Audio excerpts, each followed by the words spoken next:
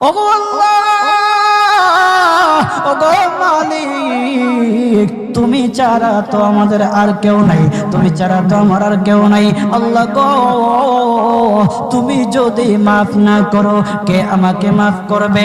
তুমি যদি মাফ না করো কে আমাকে মাফ করবে? তুমি যদি আমাকে মাফ করো তাহলে তোমার কোনো দিকে কমবে না, তুমি যদি আমাকে মাফ না করো তোমার কোনো দিকে বাড়বে না। আল্লাহ গো, তুমি আমাকে মাফ করে দাও। সারাটা জীবন অন্যায় কাজ করেছি, সারাটা জীবন নাফরমানি করেছি, আমার কাছে কালেমার দাওয়াত কম আসে নাই, আমার কাছে কালেমার দাওয়াত কম আসে নাই, আমাকে লোকেরা কম বোঝায় নাই। ওগো আল্লাহ, তুমি আমাকে মাফ করে দাও। মাফ না করলে কোথায় যাব, কার কাছে যাব? বাবা যখন মারে তখন মার কাছে আশ্রয় নেওয়া যায়, মা যখন প্রহার করে তখন বাবার কাছে আশ্রয় নেওয়া যায়, বাবা মা যখন প্রহার করে তখন দুনিয়ার কারো না কারো কাছে আশ্রয় নেওয়া যায়। ওগো আল্লাহ, ওগো মালিক, তুমি যদি আমাকে মারো, তুমি যদি আমাকে আযাব দাও, ওগো আল্লাহ, কার কাছে যাব, কার কাছে গিয়া মাফ চাইবো? ওগো আল্লাহ, মেহেরবানি করে মাফ করে দাও। এইরকম কান্না করতেছে, কান্না করতেছে, চোখের পানি তার এমন ভাবে পড়তেছে, দাড়ি ভিজতেছে, দাড়ি ভিজে জমিনের মধ্যে চোখের পানি পড়তেছে, কান্না করতেছে। বান্দাটা কান্না করতে করতে করতে করতে আমার আল্লাহর কাছে এমন গ্রহণযোগ্যতা অর্জন করেছে, মহান আল্লাহ রাব্বুল আলামিন তার ডাকে সাড়া দিয়া তার জিন্দেগির সব গুনাহ মাফ করে দিয়েছেন। হযরত মূসা আলাইহিস সালাতু ওয়াস সালামের যুগের ঘটনা। একজন বড় পাপিষ্ট ছিল, জীবনে এমন কোন গুনাহ নাই যে গুনাহ সে করে নাই। তার গুনার প্রতি অতিষ্ঠ হইয়া, মানুষ তার গুনার প্রতি অতিষ্ঠ হইয়া গ্রামের লোকেরা তাকে হাত পা বেঁধে জঙ্গলের মধ্যে ফেলে দিয়ে আসে। জঙ্গলের মধ্যে থাকতে থাকে, কিছুদিন থাকার পর মালাকুল মউত যখন তার সামনে এসে উপস্থিত, এর আগ মুহূর্তে সে বান্দা আল্লাহর কাছে ডেকে ডেকে বলতেছে, ওগো মালিক, তুমি ছাড়া তো আমাদের আর কেউ নাই, তুমি ছাড়া তো আমার আর কেউ নাই। আল্লাহ গো, তুমি যদি মাফ না করো কে আমাকে মাফ করবে? তুমি যদি মাফ না করো কে আমাকে মাফ করবে?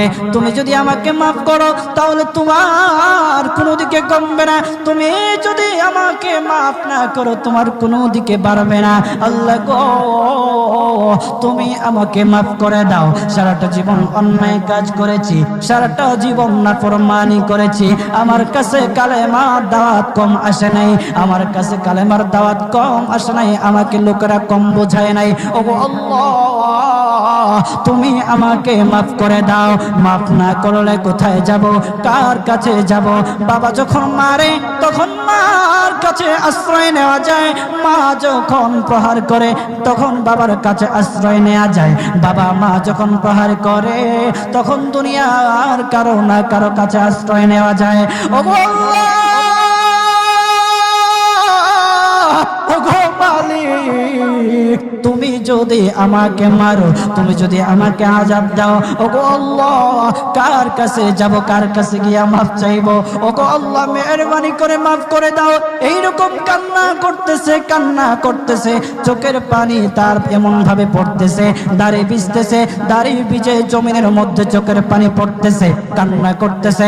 বান্দাটা কান্না করতে করতে করতে করতে আমার আল্লাহর কাছে এমন গ্রহণযোগ্যতা অর্জন করেছে, মহান আল্লাহ রাব্বুল আলামিন তার ডাকে সাড়া দিয়া তার জিন্দেগির সব গুনাহ মাফ করে দিয়েছেন। ওই বান্দাটা তাওবা করতে করতে করতে করতে হঠাৎ ইন্তেকাল করে। ইন্তেকাল হওয়ার পরে হযরত মূসা আলাইহিস সালাতু ওয়াস সালামকে মহান আল্লাহ বলে দিতেছে পয়গম্বর মূসা, ও দুস্থ, দেখো অমুক জঙ্গলে আমার একটা পাগলা আশেক, আমার পাগলা একটা আশেক মারা গেছে, ওই আশেকটার জানাজা তুমি পড়াও, দাফন কাফনের ব্যবস্থা করো। ও মূসা, আর তুমি একটা ঘোষণা দিয়ে বলে দাও, একটা ঘোষণা দিয়ে দাও মূসা রে, ও মূসা, তুমি ঘোষণা দিয়ে বলে দাও যে আমার এই বান্দার জানাজার নামাজ অংশগ্রহণ করবে, মহান আল্লাহ তার জীবনের সব গুনাহ মাফ করে দিবে। আল্লাহু আকবার। আরো জোরে বলেন না আল্লাহু আকবার, আরো জোরে বলেন আল্লাহু আকবার। হাত উঠায়া বলেন আল্লাহু আকবার, আল্লাহু আকবার। মুসলমান বাবাজি, গভীর মনোযোগ। হযরতে মূসা আলাইহিস সালাতু ওয়াস সালাম একটা পাহাড়ের উপরে উঠলেন। পাহাড়ের উপরে ওঠার পর তখন ডেকে ডেকে বলতেছে, ও উম্মতেরা রে, আমার উম্মতেরা শোনো, আল্লাহ রব্বুল আলামিন একটা সুসংবাদ দিয়ে দিয়েছে। আমার আল্লাহ রব্বুল আলামিনের একটা আশিক, একটা ওই অমুক জঙ্গলের মধ্যে মারা গেছে, ওই পাগলা আশিকের জানাজার নামাজ অংশগ্রহণ করো। যদি জানাজার নামাজ পড়ো তখন আমার আল্লাহ তোমাদের জীবনের সব গুনাহগুলি মাফ করে দেবে। কেউ যদি নিজের গুনাহ ক্ষমা করাইতে চাও, কেউ যদি নিজের গুনাহগুলি ক্ষমা করাইতে চাও, তাহলে মহান আল্লাহ রব্বুল আলামিনের ওই পাগলা আশিকের জানাজায় অংশগ্রহণ করো। তখন লোকেরা দলে দলে জানাজায় অংশগ্রহণ করার জন্য দলে দলে গেল, জানাজার নামাজ আদায় করলো। আদায় করার পর পয়গম্বর মূসা আলাইহিস সালাতু ওয়াস সালামকে বলতেছে, ওগো আল্লাহর পয়গম্বর, ও পয়গম্বর, যার জানাজায় অংশগ্রহণ করার কারণে মহান আল্লাহ তার জীবনের সব গুনাহ মাফ করে দেবে, এমন মহা ব্যক্তি তো, এই মহান ব্যক্তিটাকে তো একটা নজরে দেখা দরকার, অবশ্যই দেখা দরকার, আমাদেরকে সেই ব্যক্তিটাকে দেখান। তখন মূসা আলাইহিস সালাতু ওয়াস সালাম বলতেছে, ঠিক আছে, তোমাদেরকে দেখানো হবে। তখন যখন দেখাতে গেলেন, দেখানোর সাথে সাথে লোকেরা বলল, পয়গম্বর, আপনি কি বলেন, এই লোকটাকে তো আমরা ভালো করে চিনি, ওই লোকটা বড় পাপিষ্ঠ ছিল, বড় অন্যায়কারী ছিল, বড় জুলুমকারী ছিল।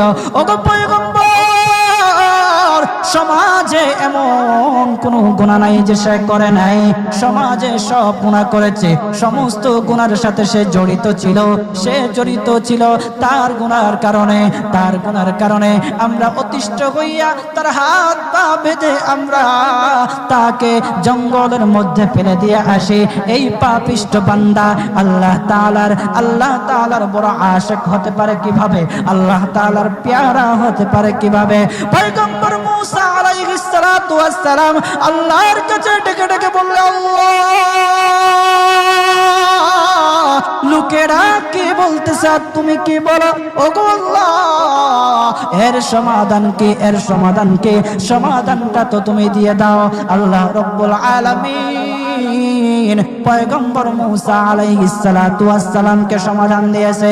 বলতেছে, ও মূসা, দুষ্ট রে, ও দুষ্ট, তারা যা কথা বলেছে, লোকেরা যে কথা বলেছে সত্য বলেছে, আমি আল্লাহ যা বলেছি তাও সত্য বলেছে। ও পয়গম্বর মূসা, তারা যা বলেছে সত্য বলেছে। ওই বান্দা বড় পাপিষ্ঠ ছিল, ওই বান্দা বড় অন্যায়কারী ছিল, কিন্তু শেষ বয়সে আইসা তার হাত পা যখন বেঁধে, তার হাত পা বেঁধে যখন লোকেরা জঙ্গলের মধ্যে ফেলে দিয়ে আসলো, তখন সে আমার কাছে এমন ভাবে কান্নাকাটি করা শুরু করে দিয়েছে, এমন ভাবে তওবা করা শুরু করে দিয়েছে। আমি আল্লাহ তাআলার এত দয়া, আমি আল্লাহ তার ডাকে সাড়া না দিয়ে পারলাম না, তার ডাকে সাড়া দিয়ে দিলাম। ও মূসা, সে তাওবা করার সময় যদি সবার জন্য সে তাওবা করত, যতজন লোকরা বেঁচে আছে, যতজন উম্মতরা আছে, যতজন লোকেরা আছে, সমস্ত লোকদের জন্য যদি সে আমার কাছে তাওবা করত, আমি আল্লাহ তার তাওবা মুহূর্তের মধ্যে কবুল করে সমস্ত বান্দাদেরকে মাফ করে দিতাম। সুবহানাল্লাহ জুড়ে বলেন, লিল্লাহি তাকবীর, নারে তাকবীর। কত দয়ার আল্লাহ!